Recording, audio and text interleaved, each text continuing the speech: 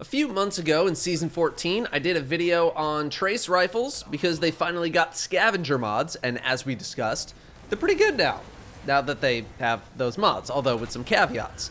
With Dares of Eternity, Bungie introduced the game's first legendary trace rifle, Retraced Path. People have been clamoring for a legendary trace rifle for a while now, so we're going to talk about it. First, we're going to take a look at the possible roles on the gun.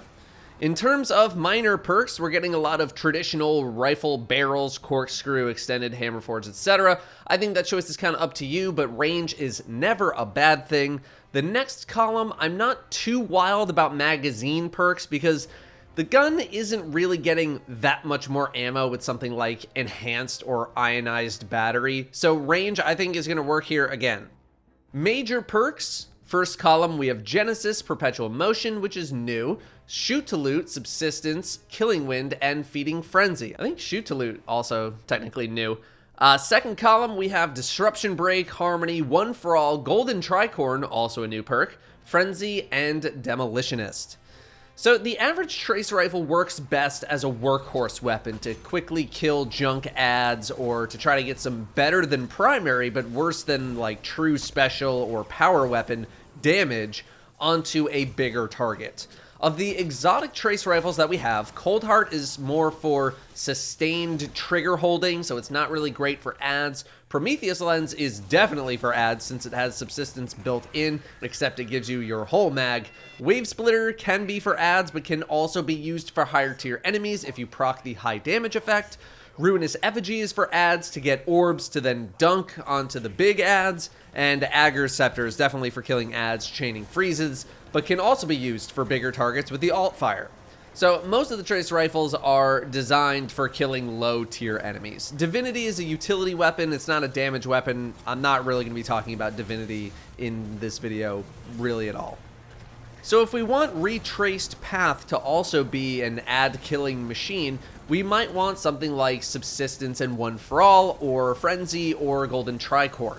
Golden Tricorn gives a 15% damage bonus for 5 seconds after a kill, but you can boost that to 50% for 10 seconds if you get a grenade or melee kill while Golden Tricorn is active. It'll turn to Golden Tricorn times 2. However, you need to match your subclass element with the gun, which means that you need to be on a solar subclass for this perk to have a chance to do anything for you. Otherwise, it's just like Rampage 1 stack, except it lasts a little bit longer, which isn't terrible, but you're not utilizing 100% of the perk. The good news is that every class has a solar subclass branch that can give them tons of ability energy. Bottom tree Sunbreaker, top tree Dawnblade, and middle tree Gunslinger, which I know is not in the best spot at the moment. It's very reasonable to build around and succeed with Golden Tricorn on this gun on paper. However, after doing some runs of Dares of Eternity, picking One for All is well within reason here. There's a bajillion targets to hit, meaning you can proc the buff at almost any time, and it's a 35% damage buff. 35%. Sure, it's not great for bosses, but neither is Golden Tricorn. It's even great for GMs. Hitting a bunch of targets is much easier than having to kill them. Meanwhile, Golden Tricorn is only 15% more damage than this, but you need to proc the perk, then get an ability kill, and your subclass needs to match the weapon's element. All for 15% extra damage versus just tapping 3 different targets on any subclass you want with no ability kill requirements.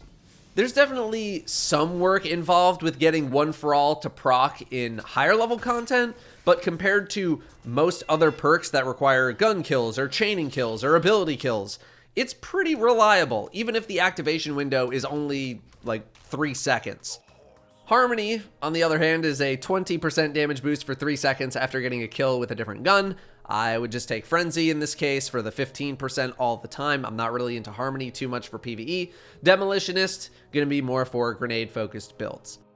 First column, because we didn't actually talk about that, I'm not super impressed with Perpetual Motion for PvE just yet, and I think it's gonna come down to Subsistence versus Feeding Frenzy, of which I don't think you can really go wrong with either one. It just kind of depends on your luck, or if you really prefer one over the other. Subsistence gives you a Prometheus Lens style weapon without having to sacrifice your exotic slot for it. Personally, I'm chasing Subsistence, and then I'd like to get one of each of Frenzy, Golden Tricorn, and One for All, although it's probably just going to come down to whichever I get first because I have no patience. The main problems mentioned in the previous Trace Rifle video were the following. There's no champion mods for Trace Rifles, at least not right now or this season, whatever, and you cannot use another exotic.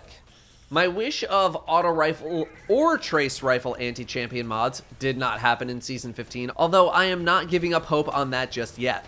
That exotic problem, though, that has been solved with Retraced Path.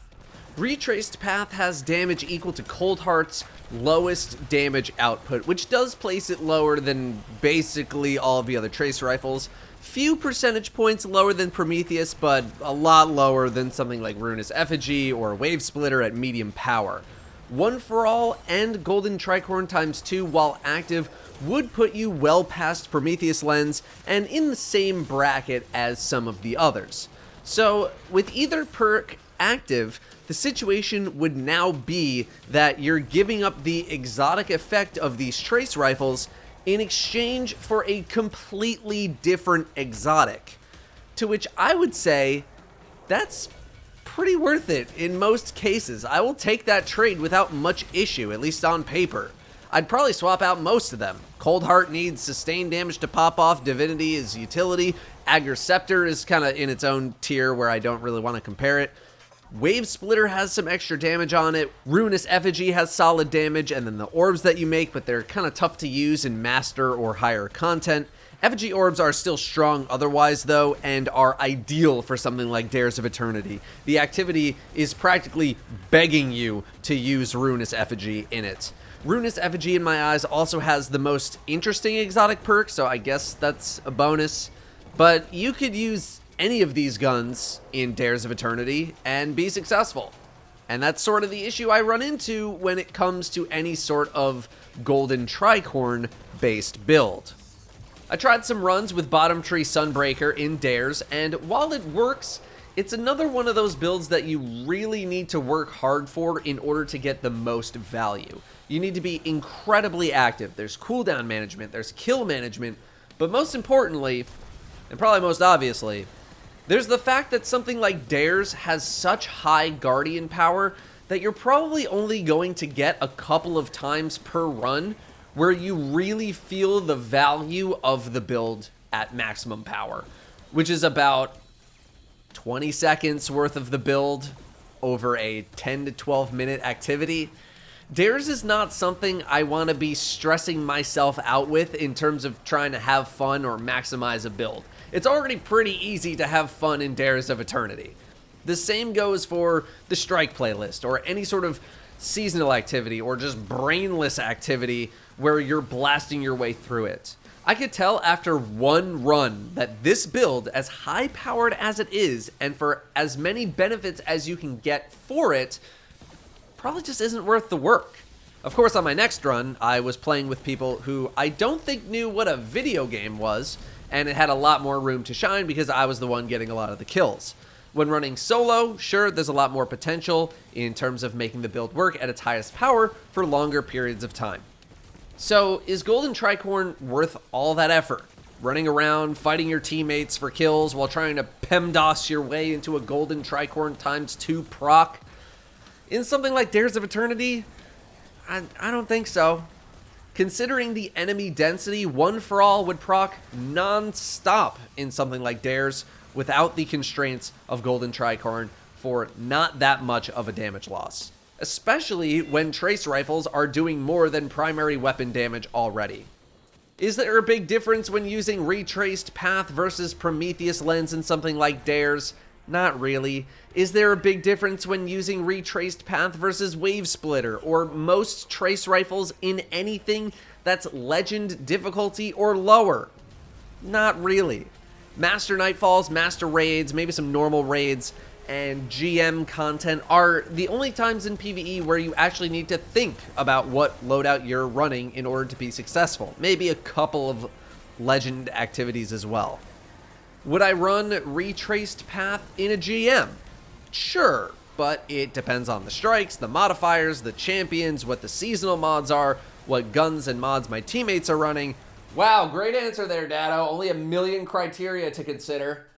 With the exotic slot being freed up, the natural move here would be to throw Arbalest into your primary slot for anti-barrier needs. In this season in particular, Season 15, you're able to run anti-barrier and unstoppable without much issue, but Overload might throw a wrench into that plan unless you were on a sword.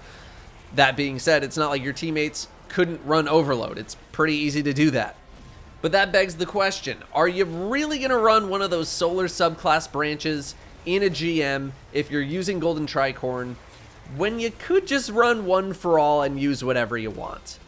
I'm saying it's pretty unlikely because the chain kill potential that you would want to have for high uptime on Golden Tricorn is much harder to pull off compared to just using one for all, or even Frenzy. You could make it work, but I don't know if the average team is going to be willing to have someone using this build when they could just run something that would work equally as well, without as much downside. You also need to consider, like, average combat distance of an enemy, make sure you're not running into range problems, gotta have special ammo finisher running as well. I don't think I would take Golden Tricorn into a GM. I would take Frenzy or One for All instead. There's just a lot of factors to consider. I do see a day where Tracer Rifles get an anti-champion mod, so I would encourage people to pick up at least one of these to stick in the vault, and then if nothing happens, you know, you can just get rid of it. So, Retraced Path, solid gun, solid build potential, a lot of upside to it, but I don't really think this is much of a game changer at this time. It's definitely a gun that I will be keeping a copy or two of going into the future, mainly because it's the only one of its kind at the moment. But for as many people clamoring for a legendary trace rifle as I feel like there were, I have barely seen this thing in the wild at all. Thank you very much for watching. I'll see you next time.